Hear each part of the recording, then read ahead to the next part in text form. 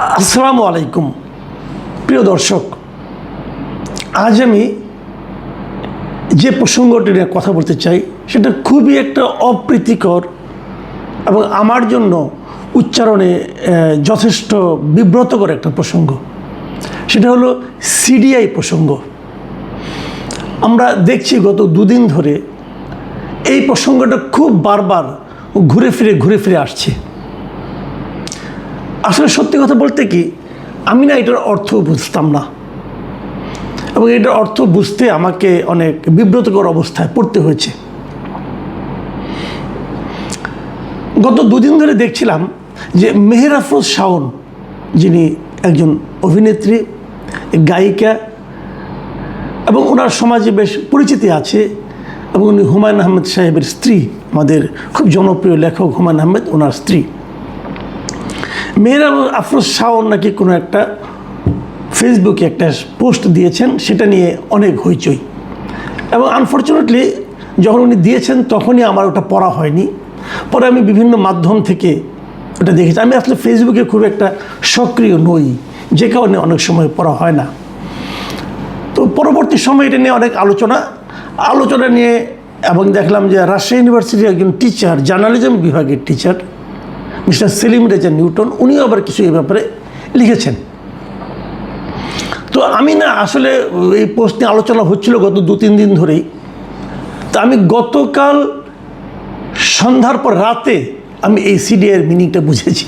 তাও কোথাও বুঝেছি তাও বলি আপনাদেরকে। আমি একটা বিয়ের দাওয়াতে গিয়েছিলাম। বিয়ের দাওয়াত তো সামাজিক অনুষ্ঠান, এটা যেতেই হয়, যাই আমি। তো একটা বিয়ের দাওয়াতে গিয়েছিলাম। সেই বিয়ের দাওয়াতে জাতীয় পার্টির মহাসচিব শামীম হায়দার পাটোয়ারি সাহেব, উনিও এসেছিলেন। উনি আমার পাশেই বসেছিলেন। দেখলাম যে ওনারা বেশ আলাপ করছেন, যে এই একটা বিষয় নিয়ে বেশ আলোচনা হচ্ছে। এবং আমি ওনাকে আস্তে করে জিজ্ঞাসাই করলাম যে ভাই, সিডিআই মানেটা কি? তো দেখলাম যে আমার প্রশ্নের কারণে উনি আরও বিব্রত হয়ে গেলেন। মানে উনি বিব্রত হলেন এই কারণে যে ওনাকে এটা আমাকে ব্যাখ্যা করে বোঝাতে হবে এই কারণে, নাকি আমি জিনিসটা বুঝি না এই কারণে, নাকি আমি জিনিসটা বুঝেও না বোঝার ভান করছি, এরকম উনি কিছু মনে করেছেন এই কারণে। আমি জানি না কী কারণে উনি খুবই বিব্রত হলেন। এবং বিব্রত হয়েও উনি কিন্তু আমাকে স্পষ্ট করে কিছুটা বললেন না, আকার ইঙ্গিতে বললেন। মানে এর অন্তর্নিহিত অর্থটা হয়তো ওনার কাছে অথবা অন্য কারো কাছে এতটাই অশ্লীল যে এটা আসলে কেউ বুঝতে চাইলেও উচ্চারণ করা যায় না।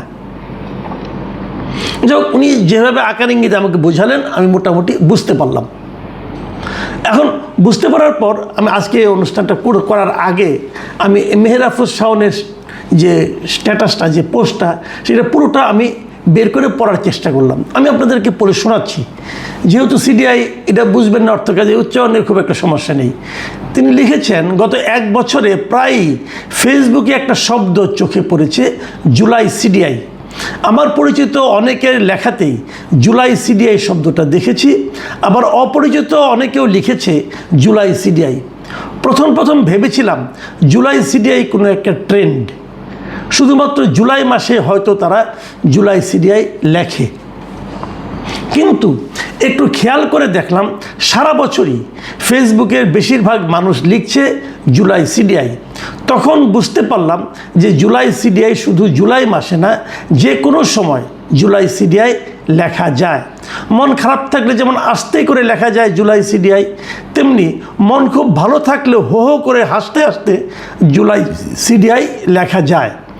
বন্ধুদের সঙ্গে আড্ডার গল্পে যেমন লেখা যায় জুলাই সিডিআই, তেমনি কারো ওপর ভীষণ রেগে গেলেও জুলাই সিডিআই লেখা যায়।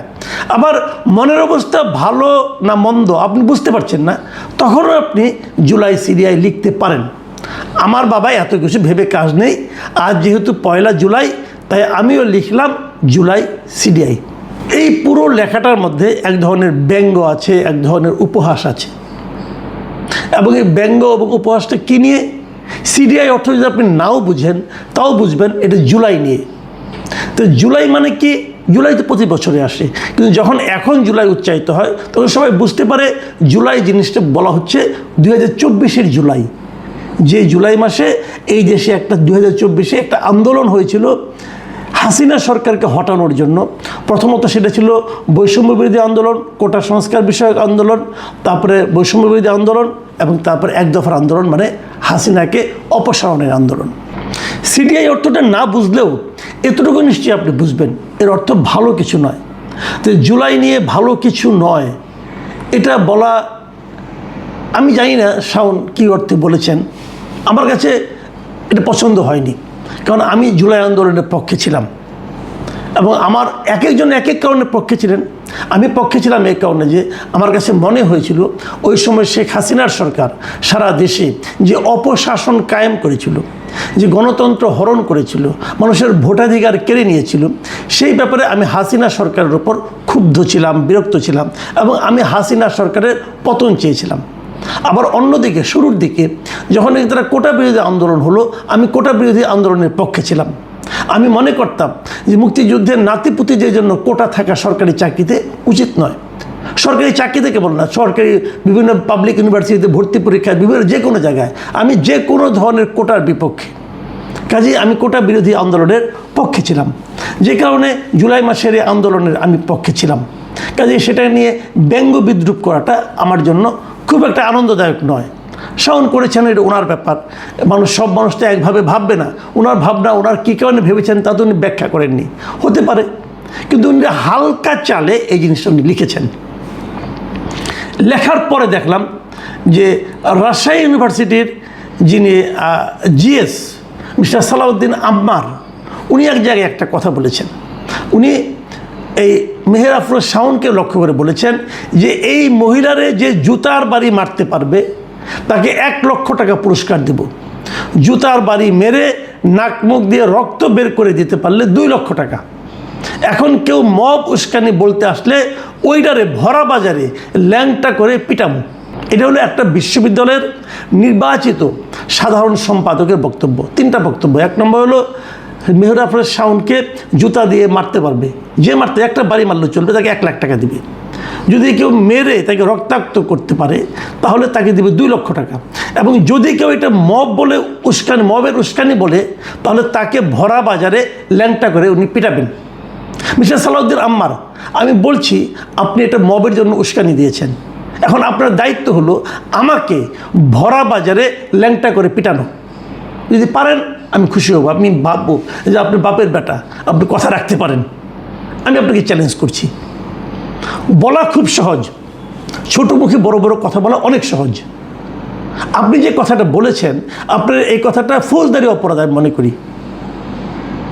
আপনি পারলে ওনার নামে মামলা করেন, আপনি পারলে ওনার নামে বলেন। আপনি তো মানুষকে 1 লাখ টাকার লোভ দেখাতে পারেন না, 2 লাখ টাকার লোভ দেখাতে পারেন না। আপনি যে 1 লাখ 2 লাখ টাকার লোভ দেখিয়েছেন, এটা হলো গিয়ে আপনি একজন নারীকে মারার জন্য মব উস্কে দিচ্ছেন আপনি। আর আমি যখন এটাকে মব বললাম, তখন আপনি আমাকে ল্যাংটা করে পিটাবেন, এর মাধ্যমে আপনি আমাকে হুমকি দিচ্ছেন। কোনো সভ্য দেশে এ ধরনের আচরণ চলে না, এ ধরনের হুমকি চলে না। আপনি কী লেখাপড়া শিখছেন আমি জানি না, যারা আপনার টিচার তাদের প্রতি আমার প্রশ্ন, আপনারা কী শেখাচ্ছেন ছেলেটাকে? এই ছেলেটার আরও অনেক কথা আমি শুনি। আমার সঙ্গে ওনার একবার দেখা হয়েছিল যেদিন ওনারা ইলেক্টেড হলেন, ইলেকশনের পরের দিন আমি রাজশাহী বিশ্ববিদ্যালয়ে গিয়েছিলাম, আমি আমার কাজে গিয়েছিলাম, ওখানে ওনার সঙ্গে দেখা, আমি হাত মিলিয়েছি। ওনার সঙ্গে হাত মিলিয়ে আমার কাছে ওনাকে খুবই ভদ্র একটা ছেলে মনে হয়েছে। সেই ভদ্র ছেলেটার মধ্যে এগুলি কী বেরোচ্ছে? আপনি যে একদিন বড় হবেন, আপনি রাজশাহী ইউনিভার্সিটির স্টুডেন্টদের নির্বাচিত ব্যক্তি, আপনি একজন জনপ্রিয় লোক, এত লোক আপনাকে সমর্থন করে, সেই সমর্থন কি এই কারণে করে?